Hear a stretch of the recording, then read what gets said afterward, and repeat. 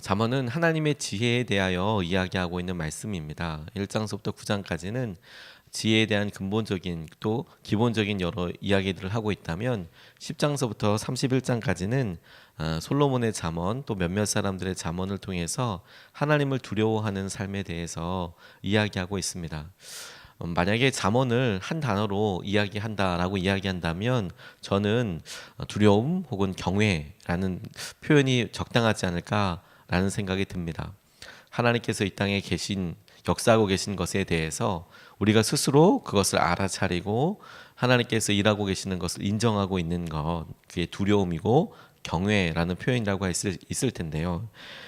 잠언은 솔로몬이 왕이 되고 나서 비교적 초기에 쓰여진 그런 성경이라고 이야기를 합니다.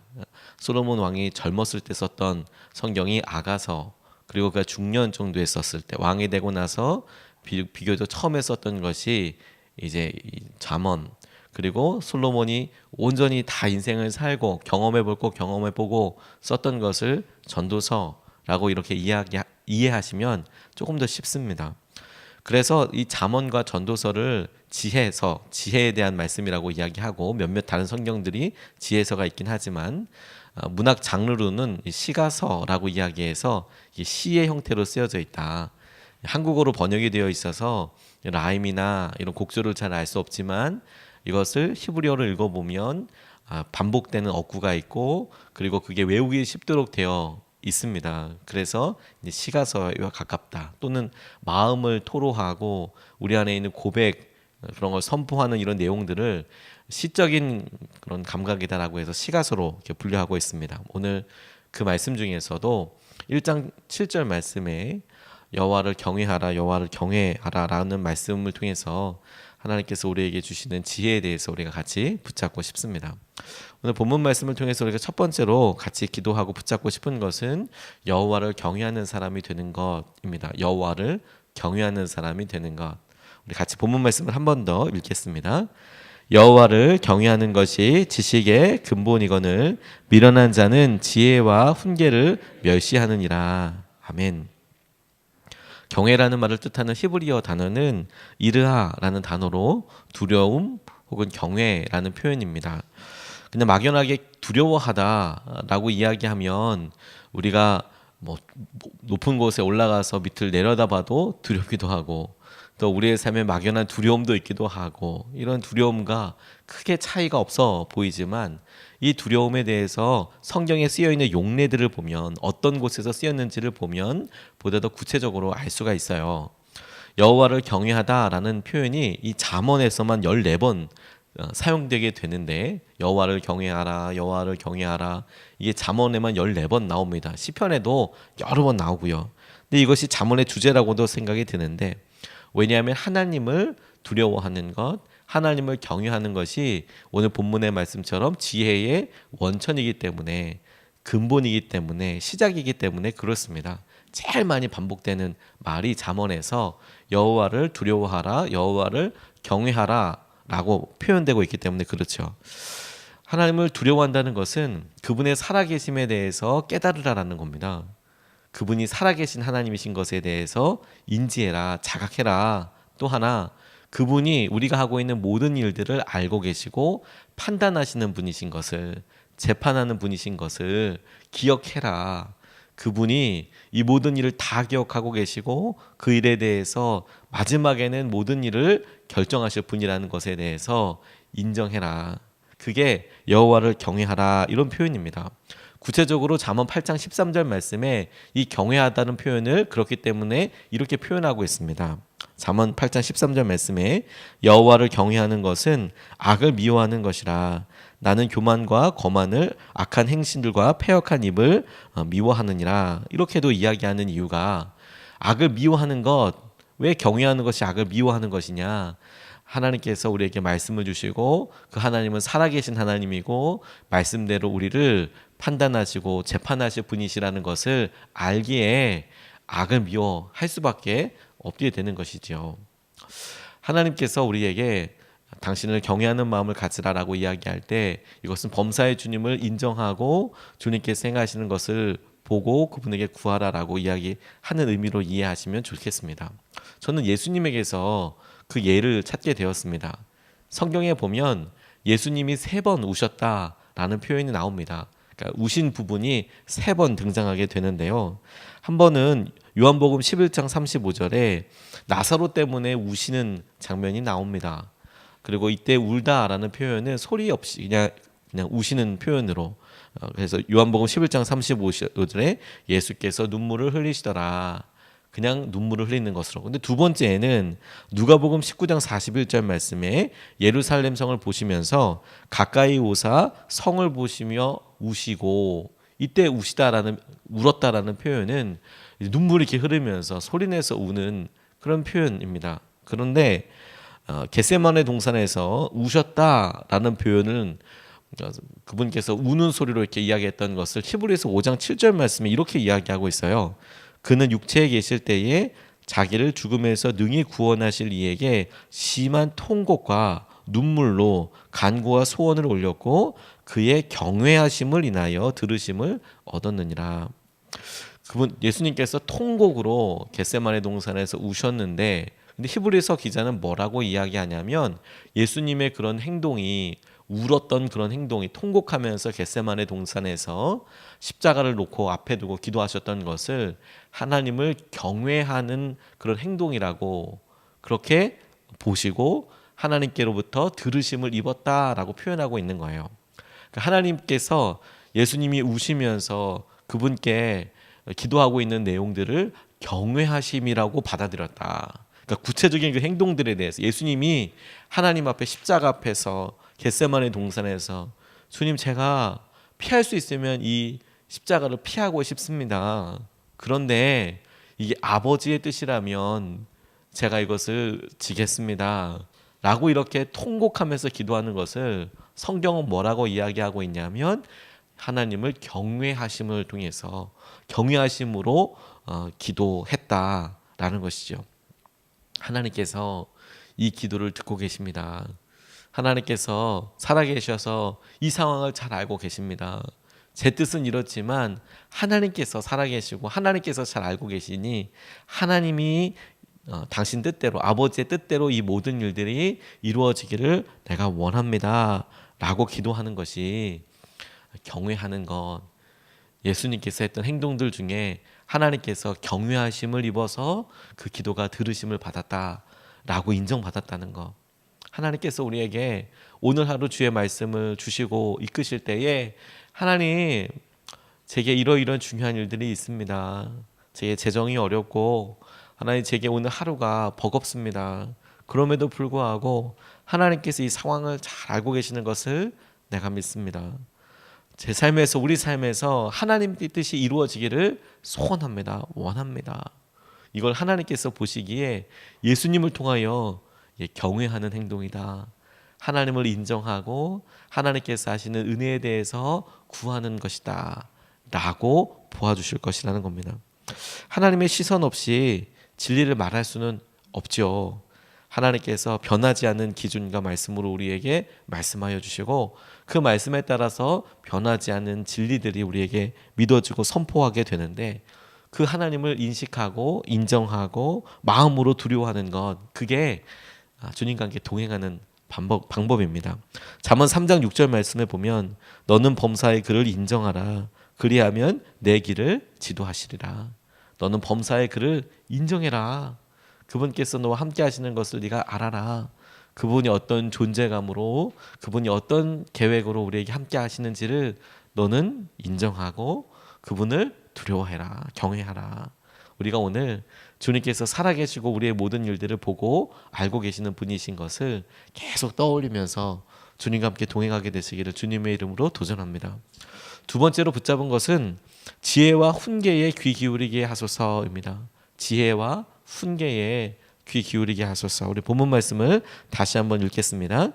여호와를 경외하는 것이 지식의 근본이거늘 미련한 자는 지혜와 훈계를 멸시하느니라. 아멘. 이 본문 말씀에 대조되고 있는 의미상 대조되고 있는 말씀이 하나님을 경외하다. 하나님께서 가지고 계신 그 존재감과 그분이 우리 가운데 살아계시고 판단하시는 분이시라는 것을 알아서 오는 행동, 두려워하는 마음, 어려워하는 마음, 이게 경외라면 지혜와 훈계에 대해서 의미상으로 반대되는 표현으로 멸시하다 이런 표현이 있습니다. 그러니까 경외하다라는 말의 반대로 멸시하다 이런 표현이 쓰이고 있는 것이죠. 아유, 뭐 지혜와 훈계를 멸시까지 하냐라고 이렇게 생각하실 분들이 있지만 이것을 우리의 삶에 우리가 보통 어르신들과 함께 있을 때, 우리보다 어른과 함께 있을 때에 우리의 관점이 아니라 어른의 관점에서 생각한다면 우리가 하는 무시하는 태도, 우리가 그분에 대해서 아무런 인정을 하지 않고 투명 인간처럼 생각하는 것에 대해서 사람들이 그냥 똑같이 지혜를 멸시까지 하느냐가 아니라 멸시받는 그분이 하나님이시고 지혜로서 우리와 함께 하시고 말씀과 동일하게 함께 하시는 분에 대해서 우리가 가볍게 여기고 그리고 우리가 인지하지 못하고 인식하지 못하는 것을 하나님 입장에서는 멸시당한다라고 표현하실 수밖에 없는 것이죠. 표현하실 수밖에 없는 것이죠. 우리가 어디에 방문해서 아들네 집에 딸네 집에 이렇게 갔는데 꼭 우리를 위해서 모든 삶을 다 바꾸라고 이야기할 수는 없지만 우리가 가도 안 가도 똑같고 우리가 와도 뭐 아무런 말이 없으면 나 괜히 왔나 이런 생각이 들고 뭐 말해도 듣는 둥 아는 둥 하면 얘가 날 무시하나 이런 생각이 들 때 내가 친구가 아니라면 내가 하나님께서 주신 은혜 가운데 덧입고 내가 주님이 내게 주신 은혜들 내가 생각하는 그런 사람이라면 거기에 합당한 행동을 할 수밖에 없을 텐데 얘가 나를 정말 부모로 생각하고 이 사람이 나를 정말 존경하고 있다면 할 수 있는 기본적인 행동들이 있을 텐데 그렇지 않은 것에 대해서 이것은 멸시하는 거다, 무시하는 정도가 아니라 우리는 우리의 의견대로 저희가 언제 부모님을 멸시했습니까? 우리가 언제 하나님을 멸시했습니까? 언제 우리가 지혜와 훈계를 멸시했습니까? 라고 이야기하죠. 우리는 잠깐 깨닫지 못한 거라고, 우리가 분주했기 때문이라고, 우리가 그래서 합당한 대우와 합당한 일을 하지 못했을 뿐이라고 이야기하지만 그 일을 당하는 분의 입장에서는 이건 멸시한 거다라고 보실 수밖에 없는 것이죠. 하나님께서 우리에게 이런 믿지 않는 사람들이 보이는 태도라고 말씀하고 계시거든요. 지혜와 훈계가 주님을 온전히 믿지 않는 사람들이 보이는 태도다. 그럼 어떻게 하면 하나님께서 우리의 삶에 인도하시고 이끄시는 것을 우리가 멸시하지 않고 제대로 된 반응을 할 수 있을까? 구체적으로 어떻게 그렇게 할 수 있을까? 우리 삶의 속도를 조금만 줄이면 좋겠습니다. 오늘 하루 우리의 삶의 속도를 조금만 더 줄여라. 바쁘고 분주하게 살아야 되는 여러 삶들이 있지만 한 템포만 줄여라. 한 시간을 내라 이런 게 아니라 뭔가 결정하기 전에 한 템포만 줄여라. 하나님께서 우리에게 충분히 말씀을 하실 수 있도록 잠깐 시간을 통해 주님께 묻고 주님께 의지하는 것, 그렇게 행동하는 것이 하나님께서 우리에게 해주시는 것이라는 생각이 들었어요. 중요한 결정을 할 때 결정을 자녀들이 하더라도 부모님께 전화해서 어떻게 할까요? 이야기를 해주시죠. 그리고 상식적인 수준에서 경험적인 차원에서 얘야 이런 부분이 있더라. 그래 알겠습니다 어머니. 근데 물어봐주는 그런 과정과 행동들이 그렇게 말씀하셨지만 이런 과정이 있었습니다. 나중에 말씀하셔도 좋고 행동하고 물어봐주는 태도 자체가 얘가 나를 경외하고 있구나, 나를 생각하고 있구나. 이제 마찬가지죠. 오늘 하루 주님과 하나님께 우리가 여러 일들을 할 때 잠깐입니다. 그게 시간이 길게 걸리지 않습니다. 하나님 어떻게 하면 좋겠습니까? 어떻게 하나님께서 하시는 것을 주님 제가 순종하면 좋겠습니까? 잠깐만 늦게 가도 하나님께서 존귀함으로 은혜로 우리에게 대우받고 있다라고 생각하실 거라는 거예요. 저는 2000년도에 사나이교회 안성수양관에서 간절히 기도했던 경험이 있는데 그때 주님께서 주신 마음을 적어놓은 적이 있습니다. 영성일기로도 적어놨지만 그때 주님이 제게 주신 마음에 대해서 기도하면서 적어놨던 적이 있거든요. 여름 사역을 한참 준비하고 있는데 너무 여러 일들이 있다 보니까 이제 기도하지 않으면 안 되겠다는 생각이 들어서 이제 기도원에 들어갔습니다. 벚꽃은 다 지고 이제 봄이어서 4월 달 정도니까 꽃이 피는데 이제 꽃 보러 간 건 아니었습니다. 이제 여름에 행사들이 엄청 진행 중이고 당시에 교회에서 중요한 이제 행사 하나 여러 행사들이 시작될 뿐만 아니라 이제 새벽 기도를 이제 준비하고 있었습니다. 젊은이 교회에서 이제 새벽 기도를 시작하는데 시작하면 되지 이렇게 생각할 게 아니라 생각보다 준비해야 될 게 너무너무 많았습니다. 그러니까 새벽 기도를 할 수 있는 설교자가 계속 준비돼야 된다는 거. 제가 통째로 다 할 게 아니라면 그러면 전도사님들이 그걸 돌아가면서 해야 되는데 하면 되지 시키면 되지 그게 아니라 그러면 어떻게 설교 크리틱을 해야 되고 그걸 어떻게 준비해야 되고 어떻게 전도사님들 해야 되고 이게 보통 생각할 거기가 보통 많은 게 아니었습니다. 그러니까 마음에 너무 눌림이 있어서 기도하겠다 묵상하러 올라가야겠다 그리고 올라가게 됐는데 마음속에 이 해야 할 일이 너무 빡빡한 거예요. 설교해야 될 것들, 또 진행해야 될 행사들 그때마다 지혜가 필요한데 다 짜서 아무것도 나올 게 없다라는 느낌? 어떻게 해야 될지를 모르니까 진짜 많다. 그래서 그걸 다 적어가지고 하나님께 기도하고 계속 그랬습니다. 근데 아침에 밤새도록 이제 기도하고 아침에 이제 큐티를 하고 있는데 큐티를 하고 바깥에 나가서 이제 묵상을 하면서 하나님께 하나하나 기도를 올려드렸어요. 하나님 이건 어떻게 해야 합니까? 어떻게 해야 합니까? 근데 하나님께서 그 큐티 말씀을 통해서 나가서 기도하는데 제게 이렇게 말씀해 오시는 것 같았어요. 꽃이 이렇게 아름답게 폈더라고요. 주님이 제 마음속에 세상에 꽃이 많은 것이 흠이겠니? 이렇게 물어보시는 것 같았어요. 꽃이 너무 아름다웠거든요. 근데 이런 꽃이 많은 게 흠이겠니? 그래서 아니요 하나님 너무 아름답습니다. 이렇게 아름다운 자연을 많이 만드신 하나님 너무너무 찬양하고 너무 아름답습니다. 이런 세계가. 근데 하나님께서 제게 사역과 순종이 그와 같다, 꽃과 같다 이렇게 말씀하시더라고요. 사역과 순종이 꽃과 같이 아름답다.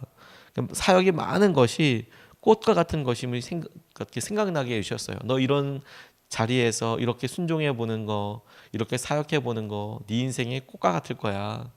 이런 날이 없을 거야. 가장 좋은 날일 거야. 너는 힘들다고 이야기하지만 너 이거 꽃과 같이 아름다운 시기를 지금 걷고 있는 거야. 그런데 다시 묻게 되더라고요. 하나님, 꽃 한 번 피고 마는 거 원치 않습니다. 이렇게 아름답게 피고 지는 거 이게 무슨 의미가 있겠습니까? 이거 너무 소모적인 거 아닙니까? 꽃 한 번 막 피는데 그냥 1년에 잠깐 이렇게 피고 마는 거 너무 소모적인 거 아닙니까?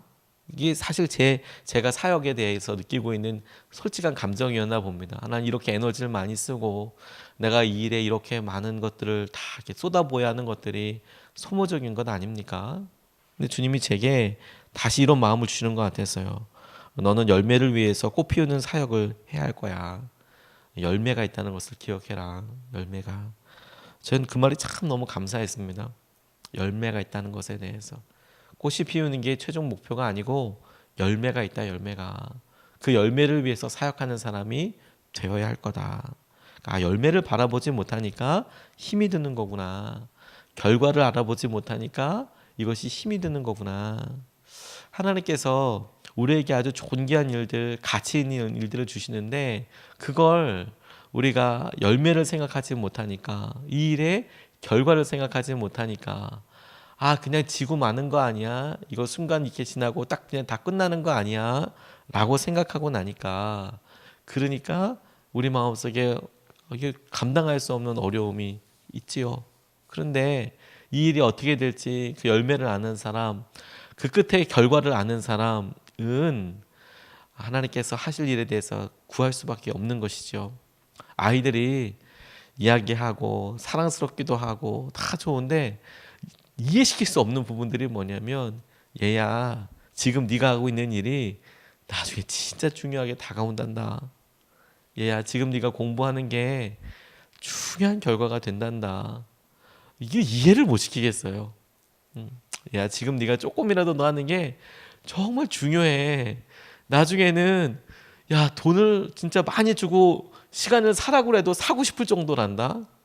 진짜 이거 사고 그 시간과 그 기회를 억만금이 있지는 않지만 억만금이 있어도 사고 싶어하는 사람들도 있단다. 너무 허무하게 보낼 수 말고 그냥 살아봐라. 근데 열매에 대해서 결과에 대해서 이해시키기가 너무너무 힘들어요. 그래서 자기 시간과 자기의 기회에 대해서 너무 멸시해요. 아유 목사님 뭐 몇 시까지 해요? 무시하고 중요한 줄 몰라요. 너무너무 안타까워요. 근데 하나님께서 우리에게 보시기에 그렇겠다는 생각이 들었습니다. 여러분 우리가 오늘 우리 자리에서 하나님께서 주신 기회를 붙잡을 수 있는 기회가 많지 않습니다. 여러분 우리에게 주신 주님께서 주신 삶과 시간이 생각보다 길지 않습니다. 기회가 오래지 않습니다. 우리가 주 앞에 새벽마다 기도할 수 있는 시간이 우리가 생각하는 것보다 길지 않습니다. 우리가 자녀들을 위해서 기도할 수 있는 시간 생각보다 많지 않습니다. 우리가 부부 사이에 우리가 앞날을 위해서 미리 기도할 수 있고 문제가 생기기 전에 우리에게 어려운 시기가 오기 전에 우리가 먼저 하나님 앞에 믿음으로 구할 수 있는 그런 기도의 기회 많지 않습니다. 많지 않습니다. 생각보다 많지 않습니다. 하나님께서 우리에게 이끌어 주시는 그 은혜를 우리가 그런 무게감과 주님께서 우리에게 지혜를 주시고 우리에게 훈계를 주신 대로 우리가 꼭 붙잡고 열매를 생각하고 잠깐 쉬는 것이죠. 하나님께서 하신 은혜를 누리게 되기를 주님의 이름으로 축복합니다. 오늘 두 가지 말씀을 같이 나눴습니다. 하나는 하나님께서 당신의 존재감과 무게감으로 우리에게 오시는데 그 여호와 하나님을 경외하는 사람이 되게 달라는 것과 그분께서 하신 말씀에 대해서 훈계에 대해서 우리가 귀 기울이게 하여 달라고 이렇게 같이 나눴는데 우리 기도하기 전에 본문 말씀을 3번 같이 읽겠습니다. 함께합니다. 여호와를 경외하는 것이 지식의 근본이거늘 미련한 자는 지혜와 훈계를 멸시하느니라. 여호와를 경외하는 것이 지식의 근본이거늘 미련한 자는 지혜와 훈계를 멸시하느니라. 여호와를 경외하는 것이 지식의 근본이거늘 미련한 자는 지혜와 훈계를 멸시하느니라. 아멘. 오늘 하루 주님께서 이 말씀을 우리에게 새겨주시고 도전하여 주실 줄로 믿습니다. 본문 말씀 붙잡고 첫 번째로 우리가 이렇게 기도하고 싶습니다. 2번 나눠서 기도할 텐데 첫 번째 기도 제목은 범사의 하나님을 인정하고 하나님을 경외하는 마음을 더하여 주십시오. 하나님께서 우리에게 함께하고 계시는 것을 알듯이 하나님이 살아계신 것과 하나님께서 이 모든 상황을 알고 계신 것과 하나님께서 이 모든 일에 대하여 나중에 판단하시고 나중에 선하게 갚으실 분이시라는 것을 우리가 믿고 하나님을 인정하며 오늘 하루를 보내게 하여 주십시오. 우리 같이 첫 번째로 같이 기도하겠습니다.